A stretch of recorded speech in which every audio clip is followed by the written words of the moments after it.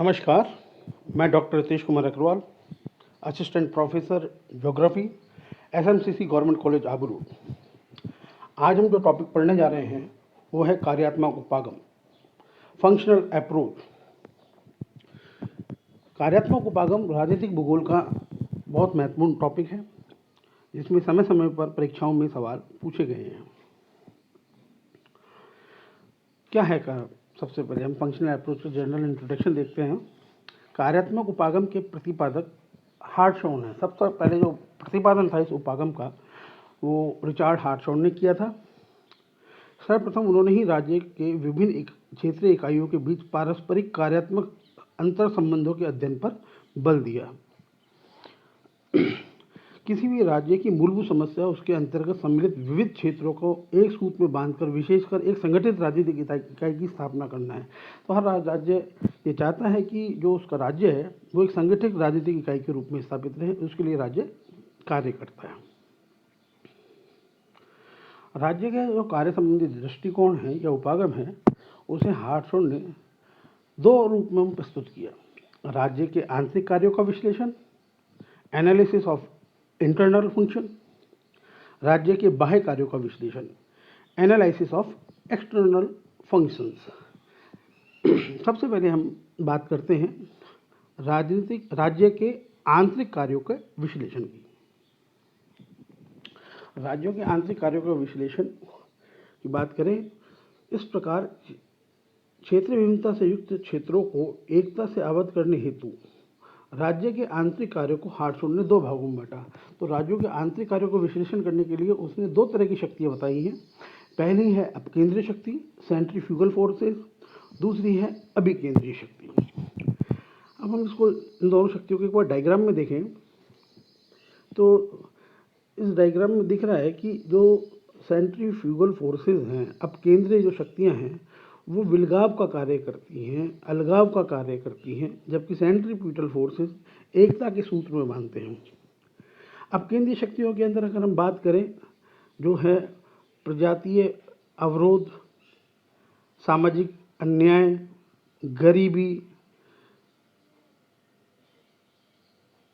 राष्ट्रवाद, धार्मिक असमानता आदि ये कारक हैं जो राज्य की अपकेंद्रीय शक्तियों का कार्य करती है, राज्यों के अलगाववादी।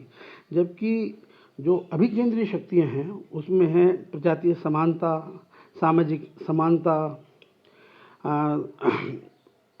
अच्छे सरकार, धार्मिक सहिष्णुता, राष्ट्रवाद आदि ये कुछ ऐसे बिंदु हैं जो एक राज्य को उसमें बांधते हैं, एकता के सूत्र में बांधते हैं। सबसे पहले हम अपकेंद्रीय शक्ति है सेंट्रीफ्यूगल फोर्सेस के बारे में बात करें। राज्य के अंदर विभिन्नता उत्पन्न करने वाले भौगोलिक तत्व होते हैं जो राज्य के एकीकरण की प्रक्रिया में बाधा उत्पन्न करते हैं। ये भौगोलिक तत्व भौतिक विभिन्नता से लेकर सामाजिक आर्थिक कारकों रूप में हर राज्य में दिखाई देते हैं। हार्टशॉन ने इन्हें अपकेंद्रीय शक्ति कहा है जो राज्य की केंद्रीय विचारधारा से हर क्षेत्रीय इकाई को विखराव की ओर प्रेरित करती है। अतः अपकेंद्रीय जो शक्तियां हैं वो एकीकरण की प्रक्रिया में बाधा के रूप में होते हैं और क्षेत्रीय इकाई को बिखराव या विलगाव की ओर प्रेरित करते हैं। सबसे पहले हम देखते हैं कि अपकेंद्रीय शक्ति कौन कौन सी हैं। तो अपकेंद्रीय शक्तियों में सबसे पहले है भौतिक बाधाएं। प्रत्येक राज्य में अनेक प्रकार की भौतिक बाधाएं मिलती हैं, जैसे नदी, पहाड़, दलदल, मरुस्थल आदि। ये बाधाएं राज्यों के एकीकरण की प्रक्रिया में बाधा उत्पन्न करती हैं। जैसे भारत के पूर्वोत्तर राज्य हैं वो दुर्गम घाटियों से, नदी नादलों से, पहाड़ियों से मुख्य धारा से कटे हुए हैं, दूरगामी क्षेत्र में स्थित हैं और बाधाओं के कारण से जितना विकास केंद्रीय क्षेत्रों का हुआ उतना उस दूरगामी क्षेत्रों का नहीं हुआ, जिसके कारण से क्षेत्रीयता की भावना प्रखर होती है और राज्य की जो भावना है वो कमजोर होती है। इस तरह से भौतिक बाधा एक अपकेंद्रीय शक्ति के रूप में कार्य करती है। अपकेंद्रीय शक्तियों में दूसरा जो पॉइंट है वो है भौतिक दूरी। जैसे केंद्र से दूर जाते हैं तो राज्य की जो है ना, राज्य और क्षेत्र के संबंध कमजोर होने लग जाते हैं। दूरी के साथ साथ संबंधों में गिरावट आती है।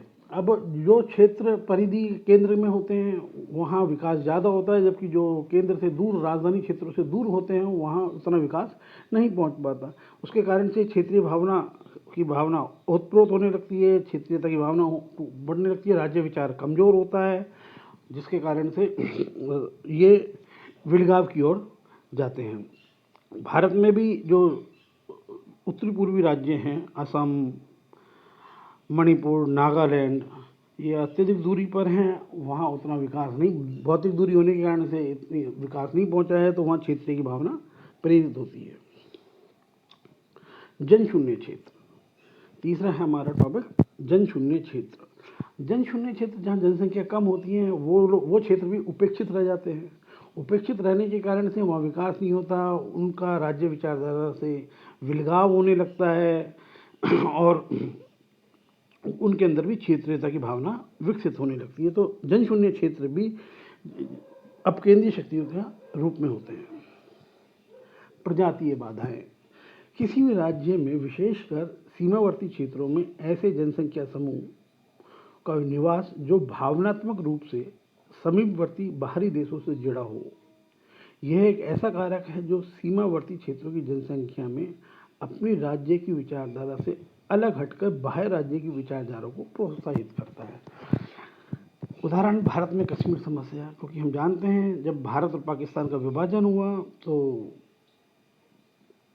रेखा खींच दी गई, इधर रेखा के इधर और उस रेखा के उधर लोगों में संपर्क थे, और इसी कारण से जो पाकिस्तान है वहाँ के मुसलमान, जो भारतीय मुसलमान हैं, कश्मीर के मुसलमान हैं, उनको अपनी ओर आकर्षित करने की कोशिश करते हैं, उसको अलग राज्य बनाने की कोशिश करते हैं। ऐसे ही उत्तरी पूर्वी राज्यों में भी बहुत सारी जनजातियाँ हैं, वो म्यांमार से, भूटान से, नेपाल से, बर्मा से, है ना, इनसे संपर्क बनाए रखती हैं और कहीं ना कहीं उधर की तरफ जाने की कोशिश करते हैं, बांग्लादेश से भी।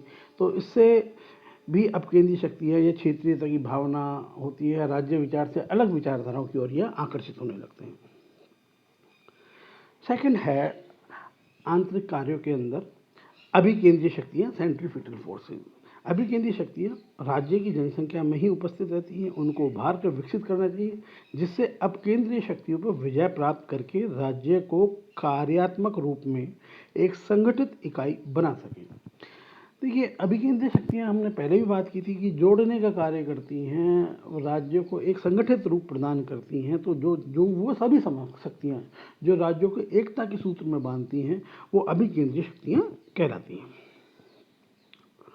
अभिकेंद्रीय शक्तियों में सबसे पहले आता है राज्य की विचारधारा, स्टेट आइडिया। ये किसी राज्य की भौतिक एवं आधारभूत अभिकेंद्रीय शक्तियाँ हैं, क्योंकि एक राज्य की विचारधारा पर्याप्त रूप में विकसित होने पर संगठित राजनीतिक इकाई का रूप ग्रहण करती है। राज्य संबंधी विचारधारा का विकास इसलिए भी जरूरी है कि क्षेत्रीय इकाइयों में यह विचारधारा विकसित हो सके कि उनका अस्तित्व एक संगठित राज्य संघ के रूप में ही है, अलग से उनका कोई अस्तित्व नहीं है। देखिए, एक जो राज्य होता है उसके अंदर बहुत सारे प्रांत होते हैं और क्षेत्रीयता की भावना जब प्रबल होने लगती है, टूटने विलगाव की बातें होने लगती हैं, लेकिन विलगाव उनका छोटा छोटा अस्तित्व, तो भविष्य में उनका कोई अस्तित्व नहीं रह सकता। उनका अस्तित्व उसी में है कि अगर सभी राज्य, सभी प्रांत आपस में मिलकर और एक राज्य की विचारधारा को विकसित करें तो सर्वाइव कर सकते हैं। जैसे हमने देखा कि अमेरिका के झंडे में, संयुक्त राज्य अमेरिका के झंडे में 50 सितारे हैं और वहाँ के 50 प्रांत जो हैं वहाँ के संयुक्त राज्य अमेरिका के, उनके प्रतीक, और उन्हें एक संगठित होते कि कितना विश्व की सर्वोच्च शक्ति बनी। तो राज्य को एक संगठित रूप में ही रहना चाहिए, राज्य की विचारधारा एक महत्वपूर्ण कारक है। राष्ट्र की संकल्पना, द कॉन्सेप्ट ऑफ नेशन। प्रारंभिक स्तर पर राष्ट्र की परिकल्पना विभिन्न मानव समूहों के आपस में एकीकृत होने की भावना है, जो एक तरह से परिवार संबंधी अवधारणा का अधिक विकसित रूप है। एक संगठित राजनीतिक इकाई में जब किसी एक समान राष्ट्रीय भावना विकसित हो तो वह राजनीतिक इकाई स्थायी रूप से अपना अस्तित्व बनाए रख सकती है। वहाँ विद्यमान अपकेंद्रीय शक्तियाँ स्वतः ही निष्प्रभावी होती हैं। एक राज्य में कई तरह की विभिन्नताएं होती हैं और उस विभिन्नता में एकता स्थापित होनी है। हमारे परिवार होता है, परिवार में अलग अलग विचारधारा के अलग अलग तरह के लोग होते हैं, लेकिन फिर भी हम सब अपने परिवार के लिए जी जान लड़ा देते हैं। इसी तरह जो राष्ट्र की संकल्पना है, ये भी परिवार की जो अवधारणा है उसका ही विकसित रूप है। हम सभी अलग अलग प्रांत से आने वाले जो हैं, भारत के अलग अलग प्रांतों से आने वाले लोग हैं, लेकिन हमारे अंदर एक जो राष्ट्र की भावना है, भारतीयता की भावना है, वो कहीं ना कहीं हमारे को राज्य के प्रति अभिकेंद्रित शक्ति का कार्य करती है। नेक्स्ट है मूल क्षेत्र की संकल्पना। राज्य जब विकसित होता है तो उसका कोई सबसे पहले कोई मूल क्षेत्र होता है। मूल क्षेत्र से ही किसी राज्य सामान्यतः राज्य का विस्तार होता है। तो मूल क्षेत्र की जो संभव जो भी विचार होता है वो पूरे क्षेत्र में फैलता है। राज्य के मूल क्षेत्र की अवधारणा क्षेत्रीय रूप में फैलकर राज्य के एकीकृत होने की भावना का विस्तार कर सकती है। बहुत से राज्यों में मूल क्षेत्र में जो राजनीतिक विचारधारा है वही क्षेत्रीय रूप में फैलकर विभिन्न क्षेत्रीय इकाइयों को एक संगठित राज्य के रूप में विकसित करने में सहायक हुई है। तो मूल क्षेत्र की भावना भी कहीं ना कहीं अभिकेंद्रित शक्ति के रूप में कार्य करती है। अभी हमने बात की थी राज्य के आंतरिक कार्यों का विश्लेषण किया था, जिसमें आप केंद्रीय और अभिकेंद्रीय शक्तियों की बात की थी। अब हम दूसरा बात करें कार्यात्मक उपागम के, तो राज्य के बाह्य कार्यों का विश्लेषण, एनालिसिस ऑफ एक्सटर्नल फंक्शंस। सबसे पहले पॉइंट है था क्षेत्रीय अंतर संबंध, टेरिटोरियल रिलेशन, आर्थिक संबंध, इकोनॉमिक रिलेशंस, राजनीतिक संबंध, पॉलिटिकल रिलेशंस, और चौथा है भू रणनीतिक संबंध, जियो स्ट्रैटेजिक रिलेशन। तो इन 4 टॉपिकों के अंदर हम बाह्य कार्यों का विश्लेषण करेंगे। सबसे पहले हम बात करते हैं क्षेत्रीय अंतर संबंध। क्षेत्रीय अंतर संबंध एक राज्य के कार्यात्मक रूप से विकसित होने के लिए पड़ोसियों से सामाजिक, राजनीतिक और आर्थिक संबंध स्पष्ट और पारस्परिक हित पर आधारित होने चाहिए। तो एक राज्य है जो अपने बाह्य कार्य करता है, वो अपने पड़ोसियों से संबंध बनाता है, सौहार्द बनाता है, राजनीतिक आर्थिक संबंध, आदान प्रदान, सारे संबंध बनाता है। तो क्षेत्रीय अंतर संबंध के द्वारा अपनी सीमाएं सुरक्षित रहती हैं, कई तरह के काम होते हैं। अतः राज्य के बाह्य कार्यों के अंदर क्षेत्रीय अंतर संबंध स्थापित करना एक महत्वपूर्ण कार्य है। आर्थिक संबंध, इकोनॉमिक रिलेशंस। आर्थिक संबंध बिना अर्थ के सब व्यर्थ है, ये कहावत तो आपने सुनी होगी। राज्य के बाह्य राज्यों से आर्थिक संबंधों को इस श्रेणी में रखा जाता है। बाहरी देशों से एक आर्थिक इकाई के रूप में व्यवहार करता है।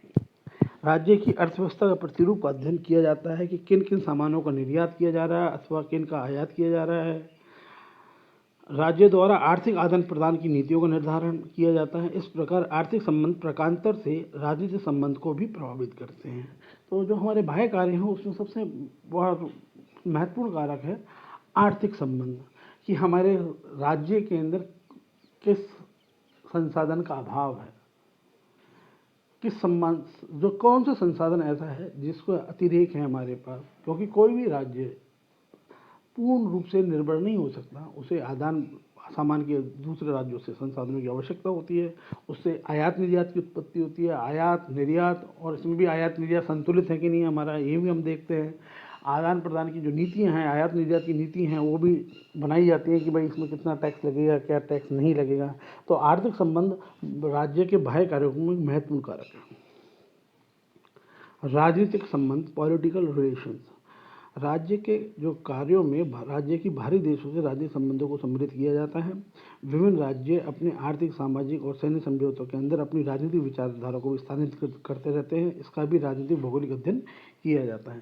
हम देखते हैं हमारे प्रधानमंत्री नरेंद्र मोदी समय समय पर विदेश यात्रा करते रहते हैं, और उसका कोई घूमना पर्पज़ नहीं होता, बल्कि कूटनीतिक संबंध बनाए जाते हैं राज्यों से, राजनीतिक संबंध स्थापित किए जाते हैं, सैन्य समझौते किए जाते हैं, आर्थिक संबंध समझौते किए जाते हैं, जिससे कि भविष्य में हमारा देश मजबूत हो सके और विकसित हो सके। तो राज्य के बाहरी जो कार्य हैं उसमें राजनीतिक संबंध एक महत्वपूर्ण कारक है।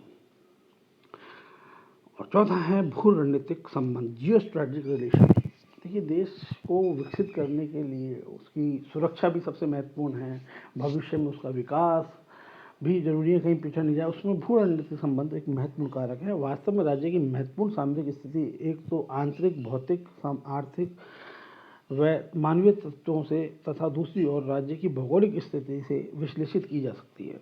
जैसे स्विट्जरलैंड बड़े शक्तिशाली राज्यों से घिरा हुआ है, इसलिए उसकी सुरक्षा उसकी तटस्थता में निहित है, जो उसने समीपवर्ती देशों से बना रखा है। तो भू रणनीतिक संबंध भी बहुत इम्पोर्टेंट है कि आप किस तरह से देश के किस विचारधारा के साथ जा रहे हैं और जिससे देश विकसित हो सके। जब शीत युद्ध का समय था, विश्व दो ध्रुवों में बटा हुआ था, तो जो भारत है, भारत ना तो अमेरिका के ध्रुव में गया, ना ही रूस के ध्रुव में गया, भारत ने गुटनिरपेक्ष आंदोलन के अंदर सम्मिलित हुआ। तो ये कुछ ऐसे भू रणनीतिक फैसले होते हैं जो आगे आपको विकसित होने में मदद करते हैं। तो भू रणनीतिक संबंध भी राजनीतिक भूगोल का एक महत्वपूर्ण टॉपिक रहा है। बहुत बहुत धन्यवाद। चैनल पर मेरे वीडियोस देखने के लिए इसे सब्सक्राइब करें, लाइक करें। Thank you.